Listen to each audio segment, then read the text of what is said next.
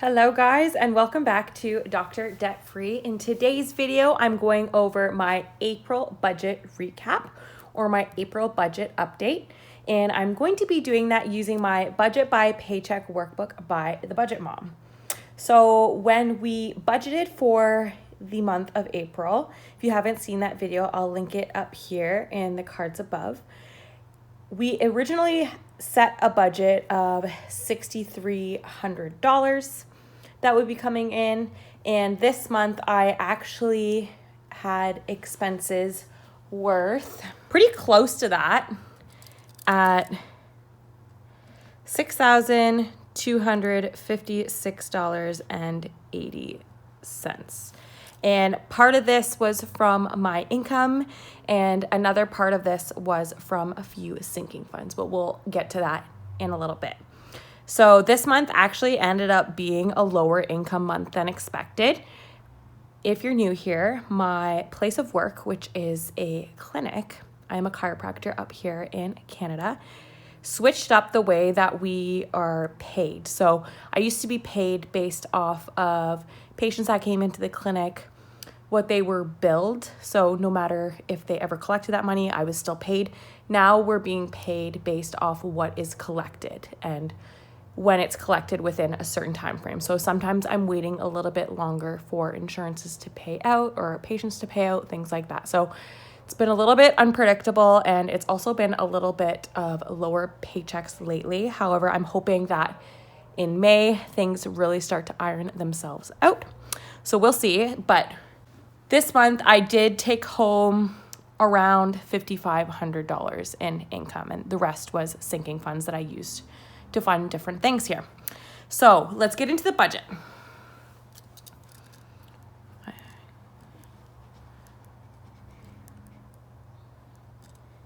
For the month of April, I budgeted $300 for groceries, and this is a category that I was actually under budget in.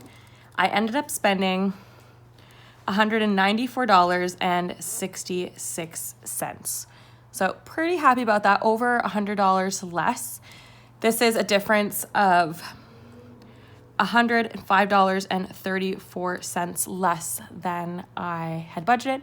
And then to calculate percent of income, what I do is take the amount that I spent, which is $194.66, and divide that by the total monthly income that I had for the month, and then multiply that by 100. And when I did that, I get 3% of my income was spent on groceries this month. Moving on to gas, I had budgeted $200. If you're living in Canada or the US right now, I know you guys are feeling the burn on the crazy gas prices we've been experiencing. This is with me using a couple of the gift cards that I had. I ended up spending $196.32 on gas, which is still a little bit under budget, but there was probably about $100 in gift cards that I also spent throughout the month of April. So with us being under budget, we were under budget by $3.68. And then when I calculate the percent of income that I spent on gas this month, we get 3% as well. Now, this next category, we went a little crazy with this one this month. It was a stressful month because of pay, because of family, because of Easter, excitement, all sorts of things. But we went much crazier than I would have wanted to, which happens every once in a while. I'm going to give myself grace on this one, and we're just going to do better in May. So I had budgeted $100, and we actually ended up spending $939.08 this month, which, if you do the math, is $839.08 over the budget that we set. This is huge. This is a huge chunk of my budget, especially considering income was lower than expected. And a lot of this actually occurred within the last 2 weeks of the month because I had done pretty good within the first two. So just crazy. So when I calculate the percent of income that I spent on eating out this month, we get 13%. So one of my rule of thumbs generally is I like to spend more on groceries than I do eating out, and we definitely did not do that this month. We 4 times that at this point. So moving on to our next category, we have pet. Now we have a just over 1-year-old 150-pound bull mastiff dog. And so this category covers any of his food, toys, supplies that we may buy. So for the month of April, I budgeted $150 and I actually spent $158.11. So this is just a little bit over budget at $8.11 over. And when we calculate the percent that I spent in the pet category this month, we get 2%. I don't mind being over $8, but $839 is just ridiculous. Moving on to OSAP. This is my Ontario government student loans, and this is something that I'm only paying the minimum payment towards right now. It is at 0% interest, and it's at 0% interest until spring of 2023. So the nice thing about the minimum payment that I'm making is that it is all going straight towards principal, but because it is at 0% interest, I pay the minimum and try to push all of the extra money that I have coming through towards higher interest debts and higher debts. So I did spend right on target in this category, so there was no difference there.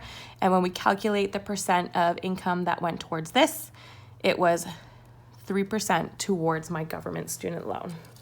I had set a goal this month to put $1,000 towards my professional line of credit, which is something that I used to pay for my tuition when I went to chiropractic college. This month, we did put some money to it, but it wasn't $1,000. We put $566.94, which is a difference of $433.06 less than I wanted to pay towards my debt. And when we calculate the percent of total income that went towards the line of credit this month, we get 9%. So not bad. It's still something, but I think about the amount of money, that extra $839 that could have went towards my line of credit this month if I had been a little bit more mindful instead of focusing so much on making myself feel better with stress or over celebrating things. So I'll definitely try to be cognizant of that in the future. Car debt. This is my third debt that I'm currently focusing on paying right now. And it's also at 0% interest because I was fortunate enough to have my dad buy out my car loan last year. So we've come up with a monthly payment plan where I pay him and it goes straight towards the amount that I owe him. He's not charging me any interest. So that monthly payment plan is $428.03. which I also paid straight on the dot. So there's no difference there. And when I calculate the percent of total income that went towards my car debt, we get 7%. TFSA, this is my tax-free savings account.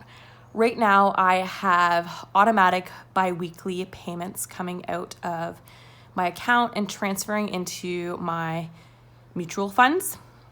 So this month, there was only 2 payments that came out just with the way that it fell. So I did have $100 go towards my TFSA this month, so there's no difference there. And when I calculate the percent of income that went towards my tax-free savings account, I have 2% that went towards investments this month. Taxes, this is something that I had over budgeted a little bit just because I wasn't sure if I was going to have to overpay for certain taxes when I originally did this, but I did have enough money to pay my taxes, to pay my accountant at the end of April. So while I budgeted $2,200, I only ended up putting $1,607.28 towards taxes this month. So that's a difference of $592.72 less than what I expected to put towards this account. And it is 16% of my total income that went towards this month. Now, gym, this is a category that we really improved on this year in terms of our budget. We used to spend $500 between the two of us each month at a boutique gym. And with the ups and downs of COVID and gyms shutting down and opening back up and that back and forth, we thought, hey, let's go to a discount gym. It's not like we need any fancy equipment to get our workouts done. So right now we're paying $13.54 every 2 weeks. And we're right on target with that again this month, which we had 2 different payments come out this month that were $13.54. So that totaled $27.08 towards our gym membership this month, which is a difference of 0 and ended up being 0.4% of our income. So it's a super little percentage of our income for us to get fit in a month. And this is something that we actually plan on completely getting rid of come September, because we're moving to a different apartment that actually has a gym right in the apartment. So we're just going to try to use that just to save time, save money, have a little bit more convenience. Now, moving on to phone bill. This is something I was slightly over budget in the month of April, and that's because I had my cellular data turned on and was downloading podcasts on the go without realizing. So I went over by almost $10. I ended up upgrading my plan slightly for a little bit more data for the month.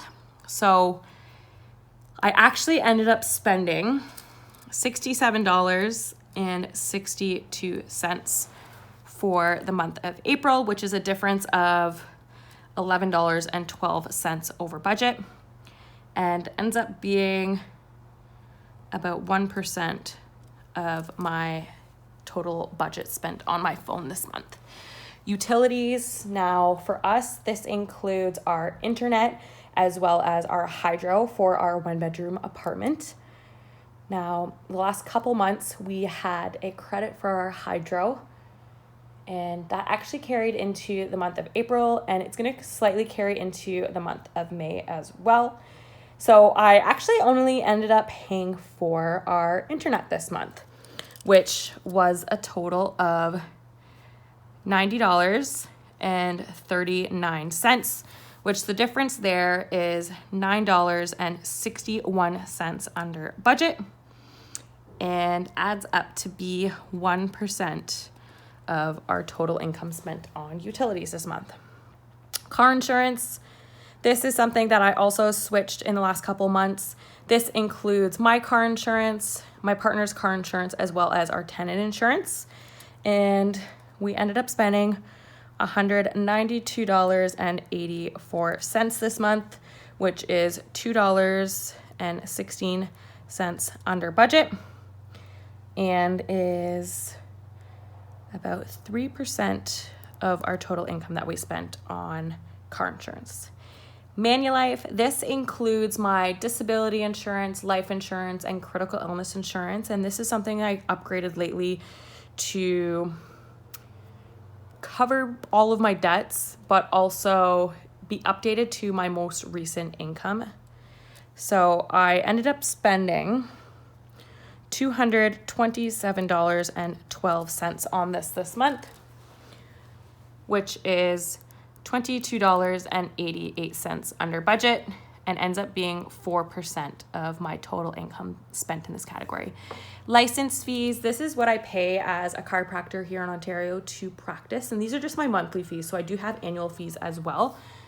But this stays the same throughout the year, usually updates once a year, increases a little bit. So I did spend $208.31, so there's no difference there. It is 4% of my total income spent in this category. CE, I ended up spending $129 this month for a monthly membership that I'm in. So that was a difference of $29 over budget, and ended up being 2% of my total income spent in this category. Costco, we were also slightly over this month in Costco at $129 $29.49. So that was $29.49 above, and ended up being 2% of our total income spent in this category as well. Personal, this is $210 that we budgeted for the month of April, and that was for our nutritional, exercise, health coach, and health plan, which we are still definitely doing, even though you wouldn't think so with the amount that we ate out. Part of the reason this was so expensive is because we did order out at a lot of healthier restaurants, which for some reason they're so much more expensive. So I think this month we're going to try to eat more at home, even despite us heading on our trip for May long weekend. So in the personal, I did end up spending a little bit more than this, actually double, at $421.67. So that is $211.67 over, and ended up being 7% of the budget in personal. So part of this went to that health coach. Another part of it went towards supplements. So I'm not completely mad about this. It's not like I went out and bought clothes, but it's still a big chunk of money. Apple and Amazon. This, I ended up spending $370.75, which is $270.75 over budget this month. So this includes all of my subscriptions, including my Audible, Canva, as well as any Amazon purchases that I made through the month. And I made quite a few this month compared to what I normally do. So about $100 of this, I think just slightly over, was for some bags that we use for our business. So it will end up being a business expense. Another, I believe it was $15, was for this Apple Watch cover. I don't know if you guys have seen in my previous videos. I've had a cracked Apple Watch cover for probably the last 6 months, just because I didn't want to spend the money to get that replaced, but I finally did. Thought I would just throw it in with my last Amazon order, and I did. And then there was also some other sort of house organizational supplies that were ordered this month. I don't know if you guys have seen the latest home edit season, but that started a whole thing towards the start of the month as well. So definitely over budget in the Amazon category this month. We ended up spending 6% of the income in the Apple Amazon category this month. So credit card payments, nothing here. Fees and interest, I end up spending $31.63 this month, which is $11.63 over, and ends up being 0.5% of my income spent in this category. And so this is including a couple credit card fees that I have just to actually have the card. And it's also for one of the checking accounts that I have. If you don't have a certain amount in that account, you get charged. So once I paid my taxes, obviously I didn't have that amount. So we're working back up to it. That way I don't have to pay these useless fees. I budgeted $105, but didn't end up spending anything in this account magically. So we are under budget here by $105.11. Obviously spent 0% income in that category. Sinking funds, I ended up putting $100 towards sinking funds this month. And that is $100 less than I had budgeted, and is 2% of my income spent in sinking funds. So that is my budget breakdown for this month. The biggest thing this month is the overspending in the eating out category. I think if I didn't do that, it wouldn't be such a big deal. All the other categories were relatively okay, and I'm not really ashamed, but eating out, going to give ourselves some grace. We're going to move on, and we're going to do better for the month of May. So I'm going to flip to the front of the book, and I'm just going to fill in what I spent in all my categories this month, just so we can see our yearly spending and do our yearly budget.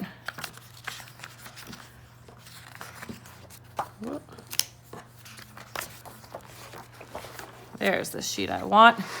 So we've done that for the first couple months here, and it's kind of cool because we also track our income totals. So I'm gonna fill this all in, and then I'll be back here to close out the video.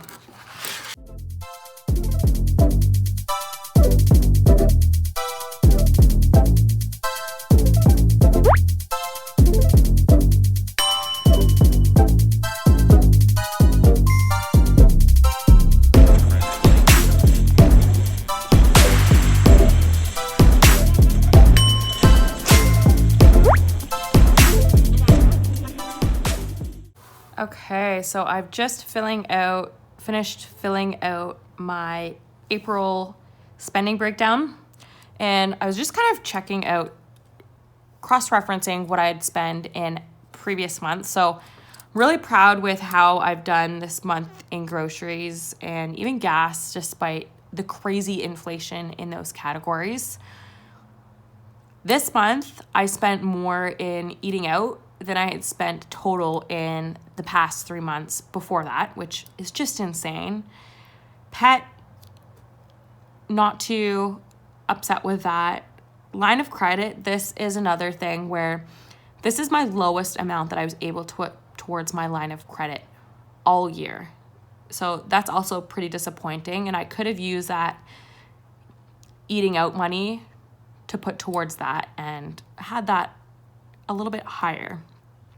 Taxes, pretty similar across the board, and everything else was pretty similar across the board. But I do like this tool because it allows me to look back to previous months and kind of compare and see how my progress is across the board. But I want you to let me know in the comment section down below, how did the month of April go for you? Were you able to stay on budget, or were you super over budget in a lot of categories like me? Let me know in the comment section down below. And if you're interested in seeing my May budget with me video, I'll link that here in the card, and I'll see you guys in the next video. Thanks for watching.